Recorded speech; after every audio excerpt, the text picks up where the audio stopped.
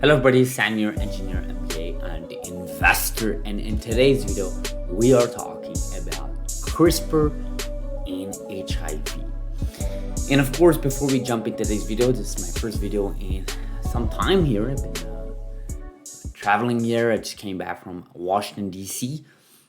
Just over a day ago in beautiful city as usual. Not my first time, but beautiful city.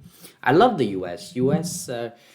If there are Americans watching, which I think it's the majority of our viewers in this channel, or at least over 50%, Americans know how to do business, right? They understand the concept of business, and they understand the concept of scaling a business and doing things the right way.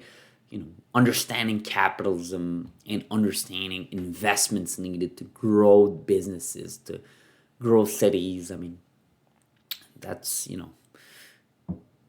anyways. Those are my 2 cents here as I come back here from US, and of course I'm going back to US actually in just over 2 weeks, maybe less, in Vegas. I'm going there for a trade show, so that's gonna be fun. I'm gonna be there for a week in Las Vegas, first time ever in Vegas, in the great state of Nevada. I hope it's in Nevada. Anyways, so I want to take a look at this article here, eliminating the HIV from infected cells with CRISPR-Cas, and this thing was published just a couple of days ago, and it sort of made me think a couple of things that we sort of lost track on when it comes to CRISPR and Cas9, and you'll understand what I mean in just a couple of minutes here. But let's go through the article. Let's just see what we can find here. Of course, this is posted on this website called Drug Target Review. I think it's my first time I go on this website, but it was covered in other media outlets as well. So, and I quote here, researchers from Amsterdam University Medical Center have presented new findings early ahead of this year's European Congress of Clinical Microbiology and Infectious Diseases. Their study demonstrates how the latest CRISPR-Cas gene editing technology can be used to eliminate all traces of the HIV virus from infected cells in laboratory, making it a significant breakthrough in the search of HIV cure. Okay, end of quote.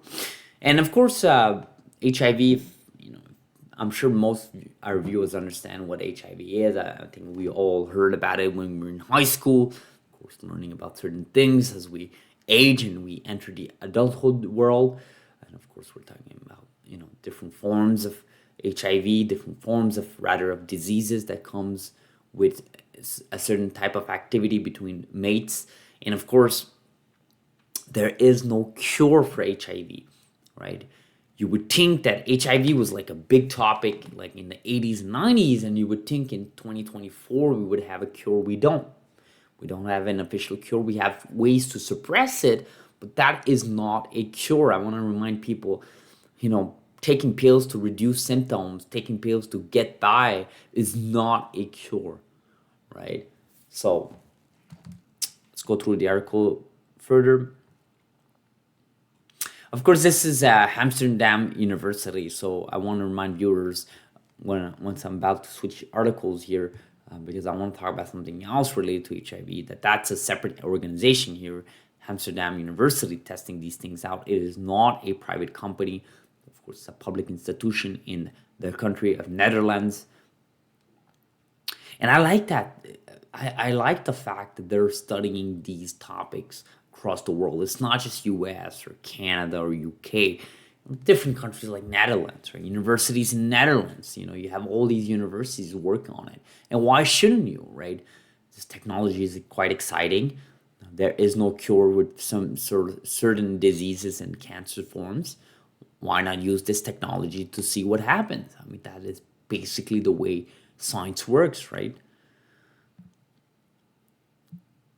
And they quote, we have developed an efficient combinatorial CRISPR attack on the HIV virus in various cells and location where it can be hidden in reservoirs, and demonstrated that therapeutics can be specifically delivered to the cell of interest. These findings represent a pivotal advancement towards designing a cure strategy. Our next steps involve optimizing the delivery route to target the majority of the HIV reservoir cells. We will combine CRISPR therapeutics, I'm not talking about the company, I'm talking about the technology here, and receptor targeting reagents and move to preclinical models to study the detail of efficacy and safety aspects of the combined cure strategy. Right? And of course, what they're doing here is they're targeting the HIV reservoir cells by focusing on specific proteins CD4 plus and CD32A plus cells. Right? So, and of course, we're talking about Cas9, and they're treating different bacteria in treating CD4 plus T cells infected with HIV. Okay, so the reason why I'm covering this article is only because I saw it this morning. I say, hey, this is interesting. What's going on here? Again, I commend them for working on it, and it made me think something. I said, hey, hold on. One of our most watched videos in this channel actually is a video I made about HIV back in 2021, about end of summer. If you guys are interested in that, go look at my video catalog. It was actually about this particular company you see here in an article here a couple of months ago on a different Crispr News Medicine. And it was a company called Excision Biotherapeutics. They were actually working on clinical trial for EBT-101, which happens, of course, to tackle HIV using CRISPR. And I was like, you know what? Let me go see what was the last news for this program. Because, again, it was not really covered in the recent months, but this is the last article on it. And actually what happened here is they actually got good data. But again, this is preclinical data, right? This is not on humans, right? Their preclinical data showed positive data on mice, I believe. Of course, not on humans, but they showed really good, a good sort of proof of concept in a sense. Again, this is all necessary for you to move towards a clinical study. You need preclinical data. Of course, this is using CRISPR-Cas9, which again, we talked a lot about in this channel. So it's not like they're using some sort of crazy CRISPR next generation technology. It's simply CRISPR-Cas9, which by the way, is approved by the FDA, the technology itself for CRISPR Therapeutics and Vertex. So there's something to be said about that. Now, obviously, it's a different organization that's treating it. But to date, EB-1001 was actually the only CRISPR-based therapy for HIV to receive IND clearance by the FDA. So there's something to be said about that. I wouldn't be surprised if this company here, headquartered in the San Francisco, is actually bought out by one of the big CRISPR companies, because they hold something that other companies don't hold, right? And I think there's something to be said about that. I just want to see if they're fully owned. Yeah, it looks like these guys are privately held. Yeah, they're held by themselves. So I would suggest viewers to pay attention to this company. I think there's something to be said about that. Like, look, we're still early in the race of HIV. There are many other diseases that some of these companies in the CRISPR landscape are focusing on. But if you can tackle HIV, I think you're going to get a lot of attention by government entities, especially in regions like Africa and so on. I think there's something to be said about that. But so far, this company, and even they got the fast track designation by the FDA in 2023. I did not cover that. That's pretty big. That's pretty big. I'm really happy to see that. So I think there's something to be said about that. Something to be said about that. And of course, they're going through enrollment and so on. And they said they're planning to initiate testing in the next cohort in Q4, right? So of past year and of course clinical data in 2024, right? So they did have data, of course, on 3 trial participants in the first cohort. Again, it's really early. I don't want to start, what is the expression, counting the chickens before the eggs hatch. I don't want to do that, but there's something to be said about that. Again, they're doing something nobody's doing. They're doing something really big, HIV. And 3, they're a legitimate privately held company. I think there's something to be said about that. Again, I don't have a crystal ball. I can't just predict these things, but I will say, if I had an educated guess, I think this company, gets bought out by one of the CRISPR companies like CRISPR Therapeutics. I wouldn't be surprised if Vertex just as a big pharma comes in. Who knows? I mean, you gotta think this through, right? This company got data. They're working on their clinical trial.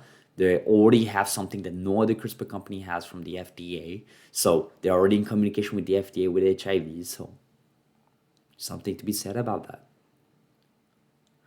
Yeah. So I'll end this video like this, guys. I don't want to, extend this video too long here. It was really just talking about this article and just make a relationship with news that we did not cover in this channel, which I just learned a couple of things here by reading this article.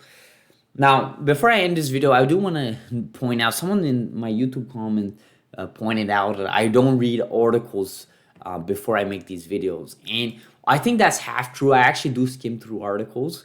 But, sometimes it's hard to speak on the camera and make your collective, have collective thoughts and, obviously speak to the camera in a concise way and then also point out what you're seeing on the article. And also on top of that, actually, I would argue it's actually a good thing I don't fully read the article because I'm giving you my first thoughts as I'm reading through. And I'm reading the article with you in a sense, right? It would be sort of unfair if I was to read the article, make a video, not point to specific lines on the articles and just speak through the camera. I'm sort of killing two birds with one stone. Anyways, that's my style, the way I make these videos. Clearly, someone didn't appreciate that in the YouTube comments. So I'll try to skim through articles furthermore than I already do and maybe fully read them before I get into it, just so that I can make some people happy. But I think there's value of actually going through an article without fully reading it because you sort of get the first thoughts on the actual person that's making the video and sort of, what I'm thinking about certain things as opposed to having some sort of, script, Anyways, my thoughts, my 2 cents. As always, subscribe if you're not. Like this video, guys. It really does help this channel. Our video's been doing really well in the last few months. Please do like it. It's free, it's quick, it's easy. And let me know in the comments below, what do you guys think about HIV, CRISPR, this company here, EBT01. Let me know. What are your thoughts? I'll see you guys tomorrow on Sunday.